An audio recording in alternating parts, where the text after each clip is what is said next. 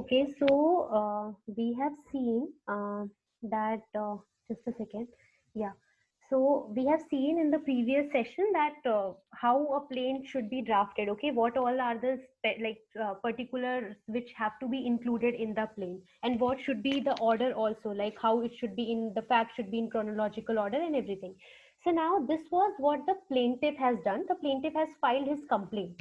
Now it comes to the defendant, that how the defend now it's time for the defendant to come and say and reply to the plaint which the plaintiff has filed. Okay, so now what the defendant files in court in reply to the plaint is known as written statement. So as we earlier saw that CPC gives all the rules and all the features and all the basic guidelines of drafting, and order 7 contains the particulars of the plane, that what all should be there in the plane. Order 8 is concerned with written statement set off and counterclaim. So here order 8 rule lays down that how a written statement should be drafted and some basic rules to regulate the written statement. So we can see that order 8 here, order 8 rule 1, it basically says that the defendant shall within 30 days from the date of service of summons on him present a written statement. So when a plaint is filed in the court serves summons to the defendant. And as we mentioned that now we will also see a need that why it was important to give a proper description of the defendant with proper address, because now it's the court is going to serve summons on that person. Summons is basically that the court is calling that person to the court to come and defend your case, and here is the case which has been filed. So order 8, you can go through order 8 properly later, that what all are the things which order 8 mandates to be included in written statement. Okay, so in written statement, basically you have to defend your case, what all allegations the plaintiff is putting on. You have to defend it, you have to give your own case also. It's not always in the written statement that you have to deny everything what the plaintiff is saying, but in written statement you are having this liberty to give the additional facts to make your own case stronger and to give your facts and your case in front of the court. So we'll now see that how a written statement looks and what all are the particulars we actually write in written statement. If we'll go through the provisions, we can see that there are some mandatory things, that new facts must be specially pleaded. So this is also one of the characteristics which we just discussed, that we have to give the facts which support our case as a defendant. And then there is denial to be specific. This is very important, and we'll see when we'll also see the sample of written statement, that in written statement whatever, so we saw the plaint, we in para wise we actually give the facts one by one. So now what in plaint we do, we deny everything what the plaintiff has mentioned. So one thing which you have to keep in mind while drafting written statement, that you have to deny each and everything which the plaintiff has stated. Okay, so you cannot miss any point. If you have missed any point, it may create problem for you, because then it may be assumed that you have admitted that point. So there is a particular provision in CPC which states that it shall not be sufficient for a defendant in his written statement to deny generally, like you have to deny specific lines also one by one, which we will now see that how actually it has to be done. But you have to keep this in mind, that everything has to be denied and specifically. And also, in addition to what you are denying, you are free to put forward your own case also, an additional fact to support what you are actually claiming, or what you are actually stating. So I'll just a second. I'll now show you a sample, basically that how this looks. Okay. So again, we are going to see the same thing like the consumer complaint. So that we are going to see the written statement of the consumer. Just a second. Okay, wait. Not the consumer. I'll show you the other one only.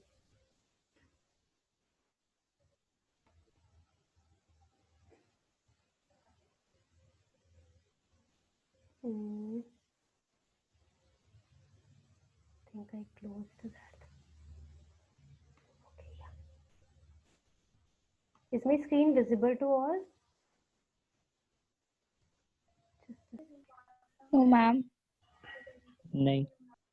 एक minute. Why am not able to present one screen?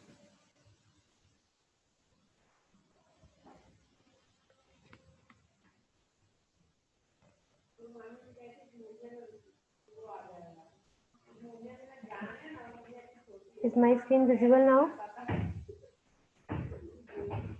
I think it is. Yeah. Yes, ma'am. Okay. So,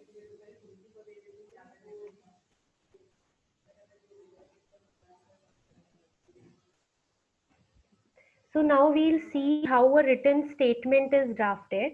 So basically, it will be the same what we earlier saw, that we have to mention the court's name, then we have to mention that in the matter of, and we have to give the party's name.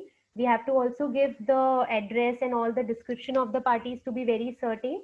Then there will be the subject, like what we are filing. So we can say that it is a written statement on behalf of the defendant or under order 8. So whatever, like the subject will come here, okay? And then we now come on the real the facts and the preliminary. So there are two parts in the written statement, okay? So when we go about a written statement, it's not always upon denial, it's about your preliminary submissions or objections. So in the first part, what we give is preliminary objections or preliminary submissions, that as a defendant, what you are actually, what your case is. So before denying what is written in the plaint, what we actually do is we lay down our case. So here we can say, and we have to just first of all deny, there will be a general denial of everything, that the present complaint filed by the complainant is completely false and frivolous, and nothing stated in the complaint is admitted by the opposite party unless expressly stated herein. So this, in beginning, what we can do is in the first paragraph we can have to, in general, we have to deny the whole case of plaintiff, okay? And we have to just write everything possible to be in very general manner, that you can use this and you can see this language also, that the present complaint filed by the complainant is liable to be dismissed, being devoid of any merit, as there is no cause of action, and the complainant has filed the present, just a second, yeah. So okay, so and the facts are baseless and all. And then slowly what you will do after the two paragraphs, what slowly you will do is you will now come on your own facts, and you now will describe that what the opposite party is, okay? As we have seen in the plaint, how we go about it, the first para is you are filing such and such thing, the plaintiff is so, the defendant is so. Same manner you have to follow the same thing in filing a written statement also. What you need to do is, you need, in the first paragraph you are saying that we are filing this as a reply, and the whole like the plaint should be dismissed on so and so reason. Now you are coming and you are explaining who the defendant is. So you can see here that the opposite party or the defendant, you can take any word, so is a reputed insurance company. Okay, so now what plaintiff did it, plaintiff explained what plaintiff, who plaintiff was. So now when it's defendant's time, defendant will explain who the defendant is, and he will give everything, every particular regarding the same. Now in the beginning, defendant, in the initial paragraph where the preliminary submissions are going on, defendant will give his own version of facts. Got it? Defendant will give his own versions of fact, that what actually happened, and this is the real case. And in this case also, there are annexures, like whatever the defendant is going to file to support his case, he can present any documents in front of the court. So basically you can give all your facts over here with annexures and all the relevant. So here you can see all the facts which the defendant wants the court should know. He has given full version of his own thing. So this till here, till 10 paragraph, you will see that this was the case which the defendant has given. This is actually the facts which the defendant wants the court to know. So now in the 10th paragraph, that has not come before the honorable commission with clean hands and all, and that's why his thing should not be heard, the plaint should not be heard. Now this is the first part where the defendant has set his own case. Now it comes for para-wise reply, which is very important. As we mentioned, as we discussed earlier also, that everything should be denied particularly and specifically. Now what all in plaint we mentioned, we have to deny everything. Okay, each para we will take one by one and we will deny. So there are some certain phrases also which we use in a written statement to deny, that the contents of para 3 are false and frivolous, that this is baseless and all. So if we'll see one by one, whatever plaint was submitted, now we are para wise replying to it, and see. So wherever no reply is needed, because in first and second para what plaint actually contains is the description of the parties and the description of the suit. There we don't reply, we don't require to deny anything, right? Because it is correct only. So what we mention is that the contents of para 1 and 2 of complaint are matter of record and hence do not warrant any reply per se. Then we move ahead and we say that the contents of para 3 are a matter of record, like this is also a matter of record, that's why nothing is required. And then it comes to like whenever there is any fact which you want to deny, you have to start the paragraph by stating that the contents of para 4 are false and frivolous and hence denied. And then you have to specifically take each and every line from there and you have to deny that complainant state that he has undergone. Further it is stated that this and this, however this is impossible as the dates mentioned by the complainant date. So basically what I am trying to say is, first you have to deny general that this paragraph is false and denied, and then you have to take specific lines from the plaint and state that it is denied that so and so, that the total incurred expenditure was so. Then so you are going, so see para 4 from here, okay? First line, full paragraph is denied, the contents of para 5 are denied. Then second line, we are taking one line from the plate and we are denying it. It is denied that the total expenditure incurred for the procedure is this. Further it is vehemently denied that the complainant is entitled, okay? Then it is vehemently denied. So you're getting it. We are denying each and every line from the plaint. And then after denying, in this paragraph only, we are also stating that it is submitted that the complainant has paid a total sum of this. So after you deny their case in 1 2 line, you can also write something which is very specific to that paragraph and which is an additional fact. Okay, so this is the real way to go about it. Like in the first line you are denying generally, in the second line you are taking one line of plaint and you are exactly producing the line from the plaint and denying it. Okay, so when we say that it is denied that the total expenditure incurred from procedure, this line total expenditure incurred, this line has been taken from the plaint and then it is denied. So you are getting it. We are taking each line and we are denying, and we are verbatim producing those lines and denying each and every word. And then we are also in 2 lines giving our own case that it is submitted.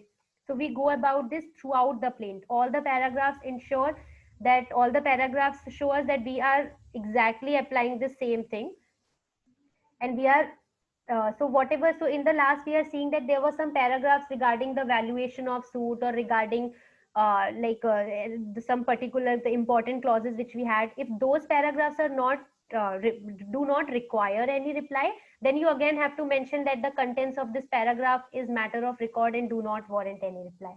Okay, so now there may be a condition that in a paragraph something may be true and something may be false. This may be a thing, something you are accepting, admitting, but something you are rejecting. So, in that case, you can use a specific phrase such as that it is denied to the extent of so and so. Okay, so whenever in a paragraph there is something you are only denying to an extent, you can start your paragraph by saying that it is denied to an extent of such and such, and then it is admitted and then it is denied this. So basically this is the thing you can this is how you can go about the things where you are partially accepting it and partially denying it. Then after denying all, after laying down your own case, after pairwise reply, you are now coming to prayer. The prayer should be another clause and it should have all what you want, that dismiss the false and frivolous complaint, impose exemplary cost on the plaintiff, direct the opposite party to pay such and such amount, and any other further orders which the honorable forum may deem fit in the interest of justice. So this is also one thing which you have to include in the prayer, that whatever other than this, whatever you feel is right in the facts and circumstances, the court may be pleased to allow us that relief. Okay, so this was all about the written statement. Do you have any doubt regarding the written statement right now? Any doubts, or is it clear?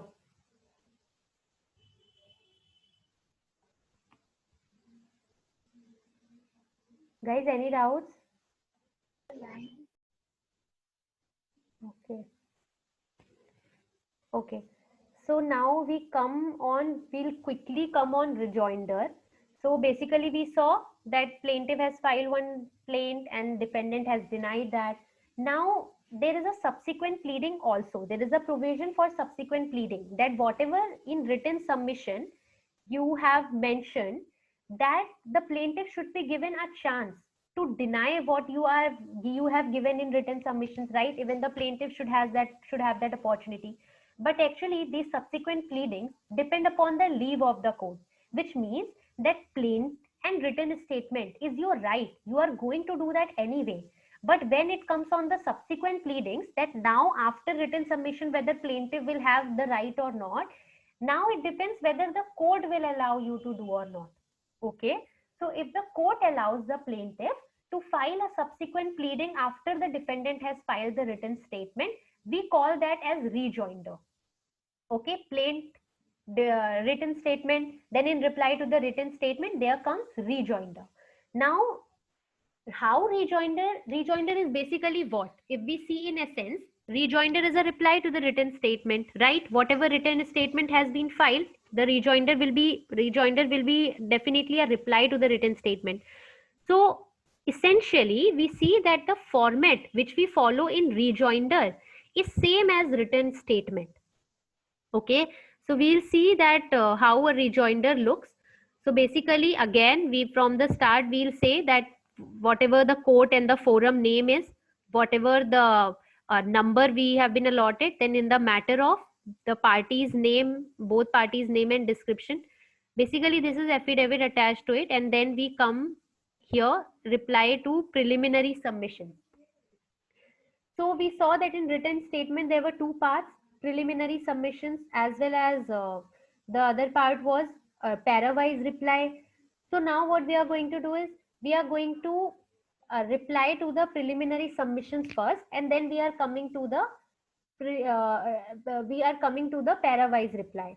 It will follow the same format which we have seen in the written statement. That's why it is in essence a written statement or a reply to the written statement. So we can also give our own version of the thing before. Then we are coming to reply to the preliminary submissions of the written statement, that the contents of para 3 are false and baseless, and now this is submitted.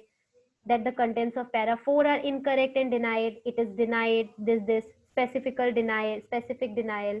Then if there is any particular submission to that point, so we'll see it follows the same thing. It is nothing but it is following the same thing, that the contents of para 6 are incorrect and denied. Okay. Contents of para 7 are baseless and ill-founded, and then denying each and every word of the written statement. So this is how we go about this. Now reply to the brief fact. So basically it has taken the same format, whatever format was there in its written statement. So now when we come below, we'll see that it will now there will be pairwise rejoinder to pairwise reply. Now whatever pairwise reply was given here, we are going to deny each and everything. Okay, in the same manner that the contents of this and this are like incorrect, false, denying and all. So this is basically the same thing which we did in written statement. We'll do it throughout. Then we can ask for a prayer and this. So this was basically a like the format which we follow in a rejoinder. Okay, just a second. Yeah. So do you have any doubts regarding the same? Like what is rejoinder? What is written submit? Um, what is the written statement? What is rejoinder? Anything? Any doubts? No, Di. Okay. Just a second.